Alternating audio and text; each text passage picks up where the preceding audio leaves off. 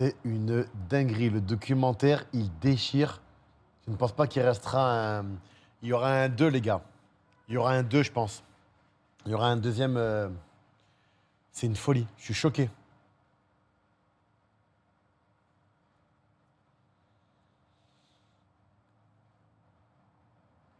En fait, tu sors de ce documentaire, tu sais pas quoi, qui. En fait, c'est exactement Les Traîtres sur M6, pour ceux qui ne connaissent pas.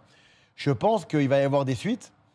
Maintenant, il faut savoir que dans tous les vestiaires, dans toutes les mi-temps, quand ça va pas, c'est chaud. Sachez-le. Les gars, on n'est pas des enfants dans une école. Si le coach n'est pas d'accord, nous, on peut répondre avec du respect. Mais là, il y a eu une grosse manipulation de la part de quelqu'un. Il y a quelqu'un, je pense, qui a du sang sur les mains. Un journaliste ou autre, encore, il ne s'est pas encore mouillé, on ne l'a pas pointé du doigt. Parce que, justement, dans les documentaires, bon, ben, ils arrivent à gérer leurs trucs et leurs accords et tout. Ils sont pas cons. Bref. Mais cette équipe de France, individuellement, je la trouve extraordinaire. Gérée par la pire des personnes, malheureusement. Et en fait, ce que je constate, c'est que ça a été un gâchis pour la France. Un énorme gros gâchis. Parce que cette équipe de France, bien encadrée avec un bon coach, tu vas, on va dire, tu peux te permettre d'espérer quelque chose dans une coupe du Monde, tu vois. Maintenant, Roselyne Bachelot, euh, qui pensait qu'avec un discours, ça allait suffire et que derrière, elle est désingue, je suis d'accord avec vous.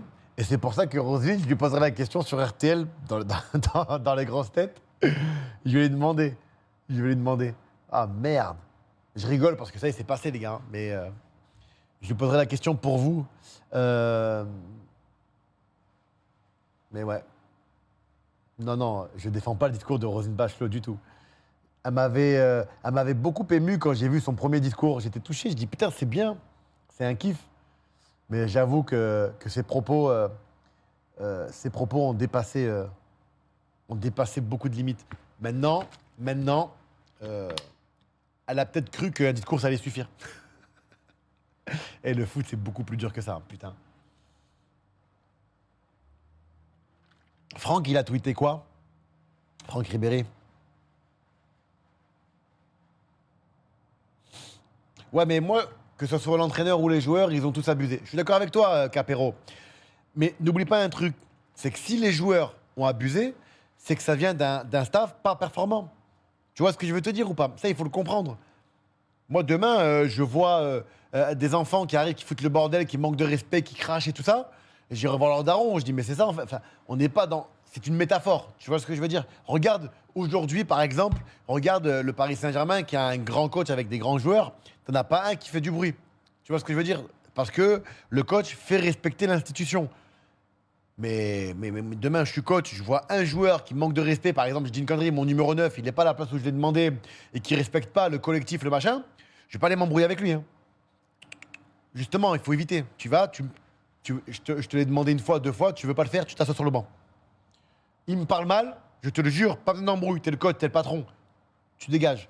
T'envoies un signal fort à l'équipe. Tu vois. Maintenant, moi, ce qui me fait de la peine, c'est pour Nicolas Anelka. Parce que là, j'ai l'impression qu'ils sont tombés sur un staff. De toute façon, avec tout ce qui s'est passé, on peut le dire, le pire de l'histoire de l'équipe de France. Ouais, mais Pat, les gars, c'est quelqu'un de. Ah, pomme de terre, ça va ou quoi? Pat, c'est quelqu'un d'honnête. Je le connais. Il est sincère. Alors, il a cette narration. Il a cette narration, cette attitude. Il aime bien. C'est pour ça, quand il raconte des histoires, on est toujours là à l'écouter parce qu'on aime ce qu'il dit. Mais moi, de ce que je connais sur Pat Evra, et je le connais très très bien, c'est que c'est pas un hypocrite. Il va dire les choses. Même à un joueur, si ça va pas, il va dire, viens, on peut parler, il va dire les choses. C'est mieux que les hypocrites qui pensent mal de toi, qui disent rien et qui va cracher dans ton dos quand t'es pas là, tu vois. Donc, oui, mais l'équipe était affreuse. Mais pourquoi Théobaldo? N'oublie pas que tout ce qui est tactique, tout ce qui est vision, stratégie, machin, c'est le coach qui gère. Tu comprends? Et là, ils l'ont expliqué dans le documentaire que les mecs, ils venaient à l'entraînement, ils faisaient absolument rien. C'était pourri. Le pauvre Johan Gourcuff aussi, il a pris cher, hein. Il a tweeté, Ribéry a tweeté, Mamma mia Domenech, je t'aime beaucoup. Juste, je garde la vraie histoire pour plus tard. Allez, ciao bello. Donc il va y avoir un deuxième volet, les gars. Il va y avoir un deuxième volet. Mais j'avoue, j'essaie de comprendre pourquoi Roselyne Bachelot a eu des propos aussi forts. Comment, enfin, pas de comprendre, mais comment ça a pu dépasser euh, des mots comme racaille. C'est que c'est violent quand même. Hein.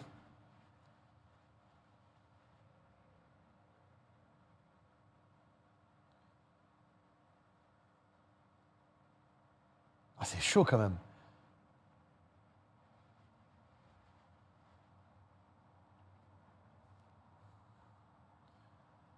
Elle s'est faite manipuler par Raymond, elle aussi. Oh non, mais c'est chaud. Ah, les gars, quand je regarde tout ça là, t'imagines si ça avait mal tourné pour moi en 2018 avec le coup de l'extincteur? Les gars, j'aurais été mort. Hein. On aurait fait un documentaire sur moi et l'extincteur. Hein. Le mec qui a pas joué et qui a niqué une Coupe du Monde, j'aurais pris super cher. Hein. Ah, le racaille, je l'aurais pris en pleine gueule.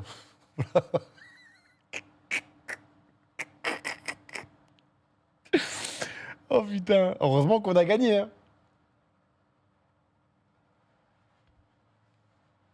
Et comme on a gagné, je suis le bon français qui fait rire. Non, j'ai pas fait une Aubameyang. C'est une Aubameyang qui a fait une Rami.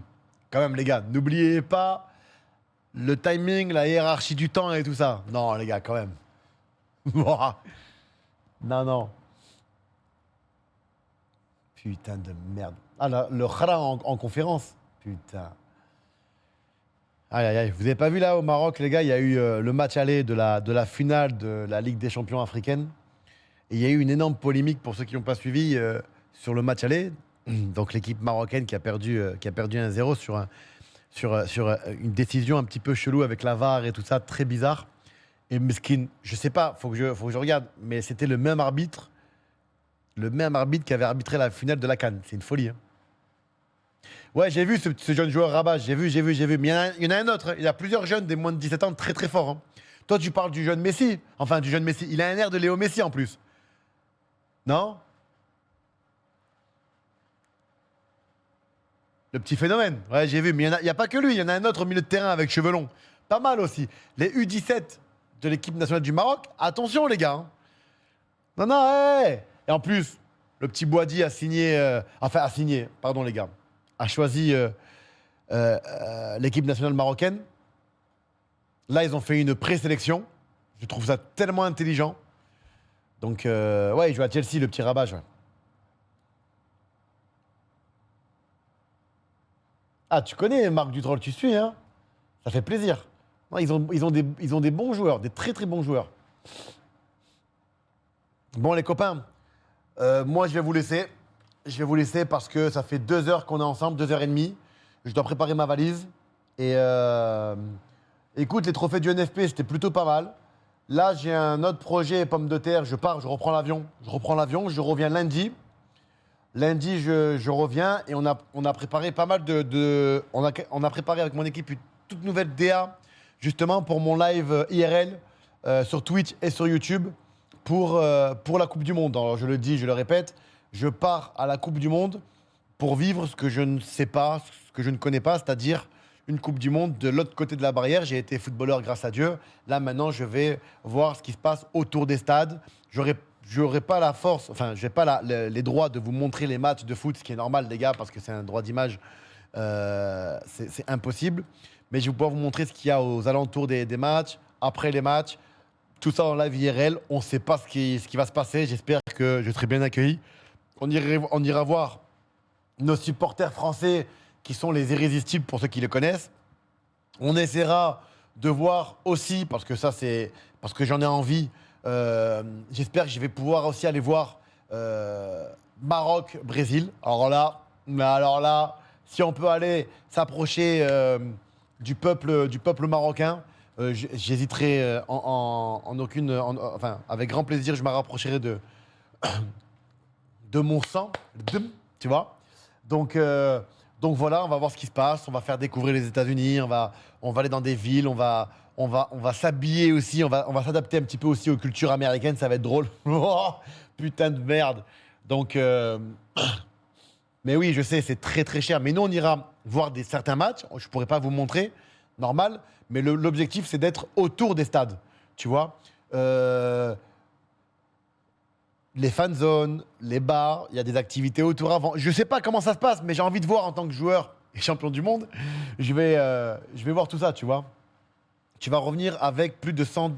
Non, parce qu'on fera des séances de muscu en live IRL. Donc, si pour ceux qui veulent pousser de la fonte avec moi et je vous fais visiter certaines salles, parce que les salles là-bas, c'est quelque chose. Hein.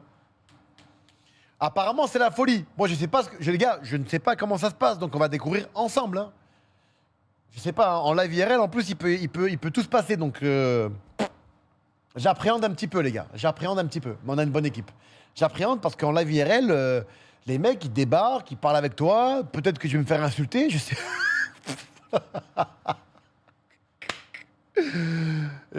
En fait, avec Ghost Soso, je pars avec 2 amis à moi. Ghost Soso, la Zig. Et, enfin, 2 amis à moi qui sont sur les réseaux, pardon, sur Twitch. Donc, ils sont devenus 2 amis à moi. Et Alexis, le chef de projet. Voilà. Et voilà. Et VG Dream a préparé un son pour vous qui sort bientôt. Vous allez kiffer. Vous allez vraiment kiffer. Ça va être une bonne petite équipe. Maintenant, à voir comment ça va se passer. En tout cas, les gars, je vous remercie à toutes les personnes qui ont suivi ce live avec moi aujourd'hui. Je reviens lundi. Et on parlera de tout ce que vous voulez. On ira voir un petit peu l'actualité. Et ça fait longtemps que j'ai pas joué à Call of. Ça me manque un petit peu. Mais là, ça va être compliqué. Les amis, je vous dis à lundi. Ok, les copains, bon week-end à tous. Pour les Parisiens, il y a un week-end de dingue qui vous attend. Pareil du côté du sud de la France. Et le reste, je ne sais pas. Moi. Hey, gars! Je vous embrasse, les copains. Et je vous dis à bientôt. Ciao tutti, grazie mille. Ciao. Ciao, ciao. Ciao, grazie mille tutti. Ciao.